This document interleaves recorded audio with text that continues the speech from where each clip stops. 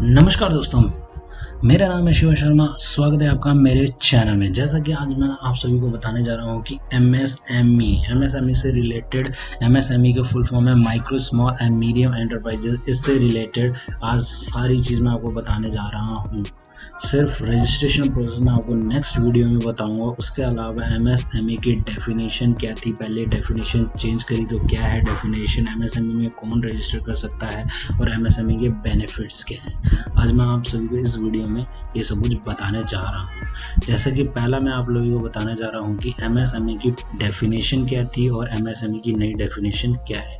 जैसे कि एमएसएमई की पुरानी डेफिनेशन थी, दो को अलग अलग किया हुआ था, मैन्युफैक्चरिंग और सर्विस एंटरप्राइजेस को न्यू में दोनों को सम अप कर दिया गया है। माइक्रो, स्मॉल और मीडियम तीन कैटेगरी में पार्ट किया गया है। जैसा कि मैन्युफैक्चरिंग में इन्वेस्टमेंट 25 अप टू 25 लाख तक है और स्मॉल में 25 लाख से ऊपर बट 5 करोड़ से नीचे होनी चाहिए, वो स्मॉल कहलाती हैं। और मीडियम एंटरप्राइजेस कहलाती हैं जिसकी इन्वेस्टमेंट 5 करोड़ से ज़्यादा बट 10 करोड़ से कम होती हैं।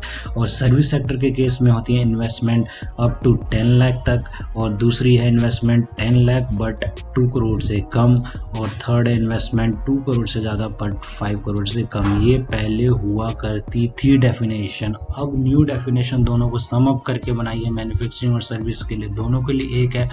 माइक्रो एंटरप्राइजेस के लिए होनी चाहिए इन्वेस्टमेंट 1 करोड़ से कम और टर्नओवर होनी चाहिए साल में 5 करोड़ से कम, वो कहलाएगी माइक्रो। मतलब पहले टर्नओवर नहीं आती थी, इस बार इन्होंने टर्नओवर इंक्लूड कर दी और इन्वेस्टमेंट भी बढ़ा दी है। और स्मॉल एंटरप्राइजेस क्या होती है, इन्वेस्टमेंट 1 करोड़ से ज़्यादा बट 10 करोड़ से कम, और टर्नओवर 5 करोड़ से ज़्यादा पर 50 करोड़ से कम। और मीडियम एंटरप्राइजेस वो होती हैं जिसकी इन्वेस्टमेंट होती है 10 करोड़ से ज़्यादा बट 20 करोड़ से कम, और टर्नओवर 50 करोड़ से ज़्यादा और 100 करोड़ से कम। ये हमारी न्यू डेफिनेशन है, एमएसएमई की न्यू डेफिनेशन। आप कौन से कैटेगरी में आते हो आपको देखना है, इन्वेस्टमेंट और टर्नओवर से रिलेटेड। यहाँ पे इन्वेस्टमेंट का मतलब है investment in plant and machinery और इक्विपमेंट। आप प्लांट एंड मशीनरी और इक्विपमेंट में इन्वेस्ट करते हो तो वो इन्वेस्टमेंट कहलाती है। अब आता है एमएसएमई रजिस्ट्रेशन में एलिजिबिलिटी क्राइटेरिया, कौन कौन रजिस्टर कर सकता है। एमएसएमई में रजिस्ट्रेशन करने के लिए कोई लॉ आपको बाउंड नहीं करता। जैसा कि जीएसटी में आपका 20 लाख या 40 लाख की टर्नओवर हो जाती है, आपको रजिस्ट्रेशन करना कंपलसरी है। जैसा कि एमएसएमई में ऐसा कुछ नहीं है, आप अपनी मर्जी से रजिस्ट्रेशन कर सकते हैं, वॉलंटरी रजिस्ट्रेशन है। और दूसरी चीज़ है ओनली मैन्युफैक्चरिंग और सर्विस कंपनी ही रजिस्टर कर सकती है। मैन्युफैक्चरिंग में कौन कौन सा मैन्युफैक्चरिंग में, ऑल मैन्युफैक्चरिंग, कोई भी प्रोडक्ट मैन्युफैक्चरिंग करता है, और सर्विस प्रोवाइडर में ऑल सर्विस प्रोवाइडर जो भी सर्विस देता है। But traders are not available. But traders क्या होते हैं, ट्रेडर जैसे कोई होलसेल का बिजनेस करता है या फिर रिटेल, आपके राशन की दुकान होती है आसपास, वो चीज़ जी, ये चीज़ नॉर्मल ट्रेडर्स नहीं है, सिर्फ मैन्युफैक्चरिंग और सर्विस के लिए एप्लीकेबल है एमएसएमई, और कोई नहीं कर सकता। एमएसएमई के दो कैटेगरी थे, जैसे कि मैन्युफैक्चरिंग और सर्विसेज। मैन्युफैक्चरिंग क्या होता है और सर्विसेज एंटरप्राइजेस क्या होती है। मैन्युफैक्चरिंग होती है the enterprises engaged in a manufacture, जो कि मैन्युफैक्चर करती है, प्रोडक्शन ऑफ गुड्स करती है in any industry and employing plant and machine in the process of value addition to the final product. Final product में कुछ वैल्यू एडिशन करती है, हैविंग अ डिस्टिंक्ट नेम और कैरेक्टर और यूज। मतलब manufacturing में आपको सबसे मेन चीज़ याद रखनी है, डिस्टिंक्ट नेम, कैरेक्टर और यूज चेंज होना चाहिए। और सर्विस एंटरप्राइजेज में the enterprise engaged in providing और रेंडरिंग ऑफ सर्विसेज, जो सर्विस प्रोवाइड करता है। जैसे कि आपको मैं एक एग्जांपल के साथ बनाता हूँ मैन्युफैक्चरिंग एंटरप्राइजेज। जैसा कि आपने देखा है एक फैक्ट्री है जो कि बेड बनाती है, उसको बेड बनाने के लिए वुड चाहिए, वुड को कुछ प्रोसेस करती है, फिर वो बेड बनता है। जैसा कि इसमें जैसे पहले इसको वुड बोलते थे और अब बेड बोलने लगे हैं, मतलब डिस्टिंक्ट नेम, कैरेक्टर और यूज तीनों चीज़ चेंज हो गए, तो ये है मैन्युफैक्चरिंग। दूसरा एग्जांपल बताता हूँ आपको, जैसे कि मिल्क है, मिल्क को प्रोसेस करके आपने बना दिया पनीर। पहले मिल्क बोलते थे, अब पनीर बोलते हैं। मतलब कुछ ना कुछ, मतलब डिस्टिंक्ट नेम भी चेंज हो गया, कैरेक्टर भी चेंज हो गया, यूज़ भी चेंज हो गया, तो उसको कहते हैं मैन्युफैक्चरिंग। ये दो एग्जांपल बताते हैं, ऐसे बहुत सारे हैं, इसी को कहते हैं मैन्युफैक्चरिंग। आता है कौन कौन अप्लाई कर सकता है एमएसएमई के लिए। एमएसएमई में अप्लाई करने के लिए MSME has also specified regarding applicants as per the business type. मतलब अलग अलग एप्लीकेंट्स है उसके बिजनेस टाइप के हिसाब से। यहाँ पे एप्लीकेंट्स का मतलब है पर्सन।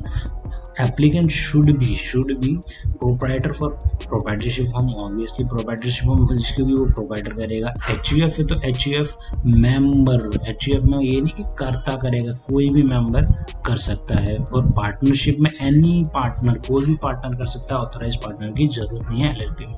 और प्राइवेट लिमिटेड कंपनी और लिमिटेड कंपनी में एनी डायरेक्टर और अदर एंटरप्राइजेज जैसे ट्रस्ट होती है, कोऑपरेटिव सोसाइटीज़ वगैरह होती हैं, उसके जो भी मेंबर है वो कर सकते हैं। मतलब इसमें पर्सन की ज़रूरत होती है MSME में रजिस्ट्रेशन करने के लिए। जैसे कि मतलब जब आप रजिस्ट्रेशन प्रोसेस में अगली बार आपको बताऊंगा, जैसे कि उसमें आधार कार्ड मैंडेटरी होता है। आधार कार्ड कोई आर्टिफिशियल बॉडी का आधार कार्ड तो होता नहीं है, जैसे HUF का आधार कार्ड नहीं होता, पार्टनरशिप का नहीं होता, प्राइवेट लिमिटेड का आधार कार्ड तो होता नहीं है।